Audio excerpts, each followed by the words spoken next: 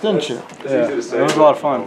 They were getting the ball in my hands late game, and I feel really confident when I have the ball in my hands. And my shot was feeling good tonight, and I was just trying to make some big-time plays. And we did a good job of even breaking the press towards even late game, and trying to give me the ball, and I was able to ice the game with the free throw.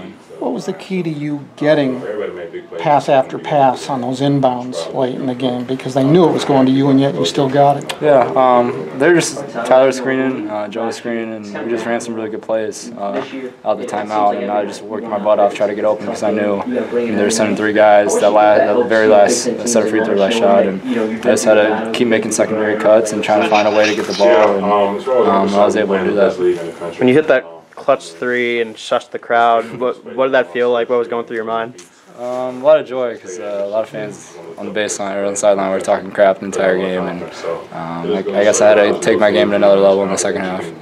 Are you the type of guy that thrives in that environment where you got thousands of people rooting against you? Yeah, I've always felt like I've been, ever since growing up, I've been a guy that's had a lot of people doubt me, and it's just another game to me, able to step in this crowd. I mean, this is what we sign up for, thousands of fans yelling at you and try to get in your head, and we all have fun with it, especially this year. We're having a lot of fun traveling and playing against these hostile environments. How big of a win is this for you, with every game in the Big Ten seemingly being a grind? Yeah, I mean, you see top to bottom, there's really not a drop-off in teams this year, and that's really special to see because any game you can have anyone win. And you saw that Indiana went to Michigan State and won, and Illinois just knocked off Michigan State. It's just like that every night in, night out. You have to really buckle down all 40 minutes in the game because you don't know what's going to happen, and you have to bring your A game. Especially, I mean, it's the top league in the country this year, and I don't think that's an argument. But it's a lot of fun just to play in these environments, just to travel, and it's just what we sign up for. You guys withstood every run in the second half. Why? We got some stops. We got some stops and moved the ball on offense, and that's what it takes. We didn't turn the ball over. Those 3 things, when that happens, you're going to be able to settle down on runs. And me and Tyler did a good job when they made runs. We brought the guys together to say we got to stay together because it's what it's like in the road in the Big Ten. We have to keep staying together no matter what adversity hits us. And I thought we did a really good job just setting everyone down. And we had some big time plays off the bench. We had really good defense in our zone, and we just got some stops when we needed to. But with this league, being as tough as it is this year, it seems like no matter where you go and who you play, it's going to be a dogfight. How much do you think that's going to prepare the teams in this league for March? Yeah, I think it's going to prepare them hugely. Just the fact that you're going to these hostile environments, and I don't know how many ranked teams are right now, but I mean, you just have a fight right now in the middle of the pack, like how it always is. But you also have those guys at the bottom that, I mean, they can knock off anyone, as you saw these last couple of weeks. So. You can't take any game for granted, as everyone knows in this league. And when you have a conference like that, it's going to prepare you a lot for what's coming to March. And Big Ten tournament is going to be a lot of fun because you might see a lot of upsets, and you're going to see a lot of good games this year.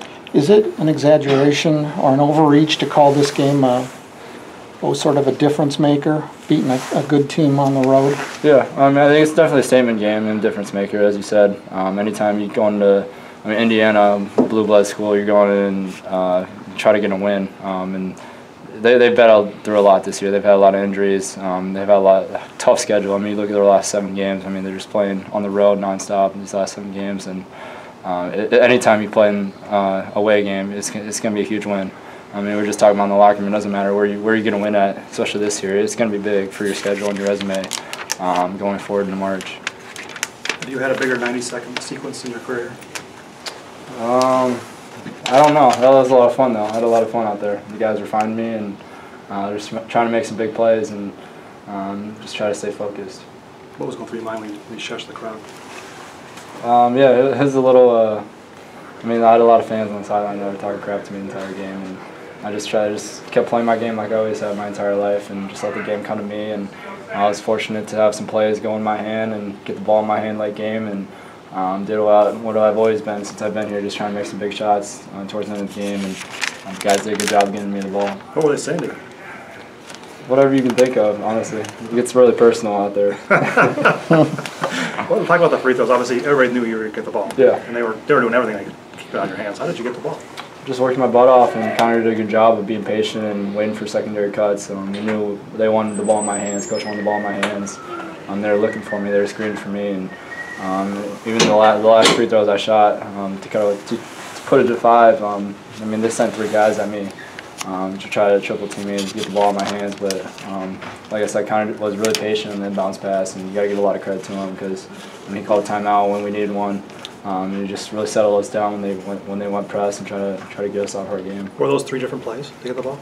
Yeah, Coach dropped up some good plays to give me the ball, and I mean he's one of the best X and O guys, and kind of for a reason, and he was able to give me the ball towards the end of the game, and we were able to get out here with a win. The one you started at midcourt, basically had to run 47 feet with a guy tugging at your jersey the whole time. Yeah, I mean anytime you have a guy running full speed at you, it's hard to guard, and I think that's a really good play to draw up for me, especially. I was able to make some secondary cuts, and like I said, Connor's patient and able to find me. How badly do you want to go to the foul line late in the game? I want the ball every time towards the late game. I've shot thousands, millions, probably close to a million free throws in my entire life, and I'm really confident in my stroke at the line and able to ice some games. And I mean that's just what I've been doing since I've been here since my entire life, getting the ball late game and just trying to get to the foul line. And I feel really confident there. Well, those are all one-on-one situations. Yeah. Did that change anything It for you? was weird because I kept asking the ref, is it 1-on-1 still? And he kept saying, yeah. I was like, how's it still 1-on-1? They had 7 fouls with a minute left in the game, but no, like I said, we were really patient. We got the ball in my hands, and I was happy to have those free throws going. Do you think at all when you step to the line? Does anything go through your mind at all, or is it blank? Or what do you It's think? pretty much blank. I mean, there's a lot of balloons in the crowd, so that kind of distracted me a little bit. And you're shooting into the student section too. I mean, they had really long balloons out there. just a couple more. You must not have minded. I mean, I thought it was kind of funny. Why did you get these big ass balloons out? You took the time to count them, or what? There was a lot of them. I think every student had one, so it was pretty fun to watch. What does it feel like to get this win? What does this mean for you? It was another statement win for us. Like I've been saying after every win, it's just trying to build our resume. And a team like Indiana, anytime you play Indiana and you come out to win, it's going to be a huge win.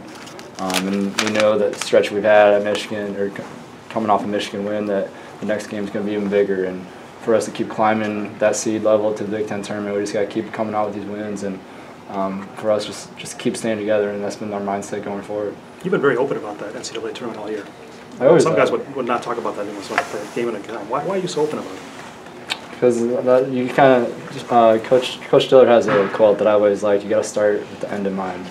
I've always liked that. I mean, you got to take it day by day, like I've always been saying, but you also have to realize what's your ultimate goal. And our ultimate goal is to get to the Final Four. And you guys laughed at me when I said that last year, and I knew we had the team and talent to do that. And I said that at the beginning of the season this year. I still think we have the talent, and we just have to keep staying together. And we keep coming out these wins. It's going to be big for us going forward in March. Do you know where the Final Four is? Minneapolis. Good, thanks, Jordan.